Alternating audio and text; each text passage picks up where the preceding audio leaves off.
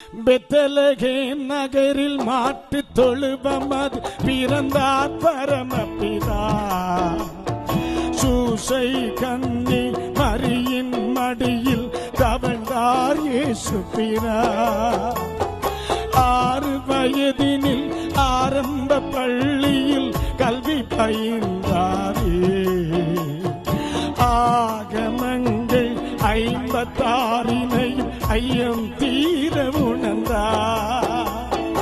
இயற்கை உலகமே தூய்மையானதன இயேசு நினைத்தாரே. எல்லா உயிர்களும் தன் உயிரெனவே பேசி மகிழ்ந்தாரே. கேளுங்கள் தரப்படும், தட்டுங்கள் திறக்கப்படும், கேளுங்கள் கிடைக்கும் என்றார் இயேசு. தேடுங்கள் கிடைக்கும் என்றார்.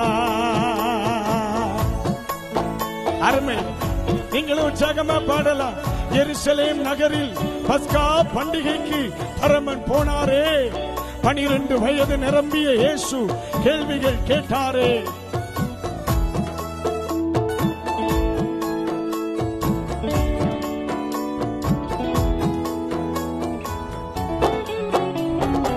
எருசலேம் நகரில் பஸ்கா பண்டிகைக்கு பரமன் போனாரே.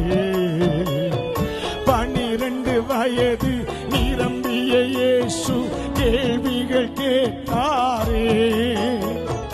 இயேசுவின் கேள்வியில் ஆலய குருக்கள் ஆனந்தமானாரே. இளமையில் செய்த திறமையில் பஸ்கா பெருமையை வளர்த்தாரே. இந்த வேளையில் இயேசுவின் தந்தை சூசையும் மறைந்தாரே. தந்தையார் செய்த தச்சு தொழிலையே தனையனும் செய்தாரே. தங்க உழவர்கள் உழுதிட கலப்பைகள் செய்து கொடுத்தாரே. கேளுங்கள் தரப்படும், தட்டுங்கள் திறக்கப்படும், தேடுங்கள் கிடைக்கும் என்றார் இயேசு. தேடுங்கள் கிடைக்கும் என்றார். சீக்கிரம் போயிருவா. இனி நேர ஞானஸ்நானத்துக்கு போயிருவோமா? 30ஆம் வயதில் ஏதான் ஆற்றின் கரையில் இயேசு சென்றாரே. எதுக்கு போனா? ஞானஸ்நானம் எடுக்க போனா. இன்னைக்கு ராத்திரி சொல்றேன், குழந்தை ஞானஸ்நானம் வேதாகமத்தின் படியானதல்ல.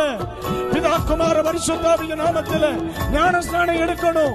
இயேசு 30வது வயதில் ஞானஸ்நானம் எடுத்தார். சேர்ந்து பாடலாமா?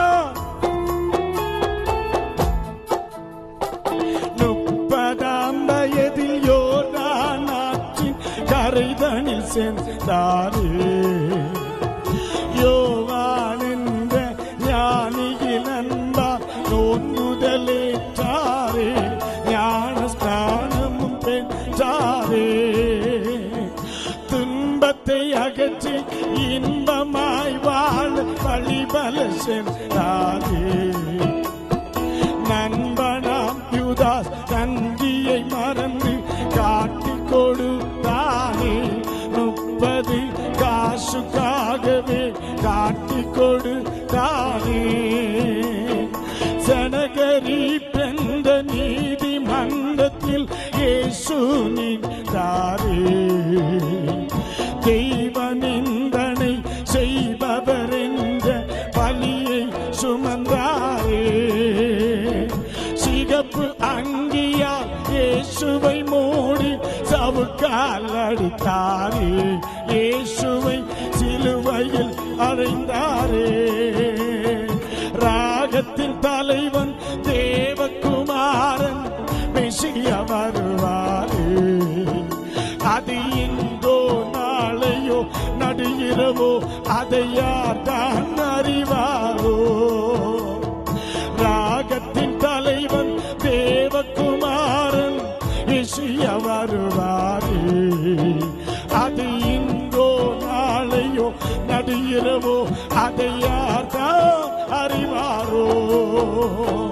கேளுங்கள் தரப்படும், தட்டுங்கள் திறக்கப்படும், தேடுங்கள் கிடைக்கும் என்றார் இயேசு. இயேசு தேடுங்கள் கிடைக்கும் என்றார்.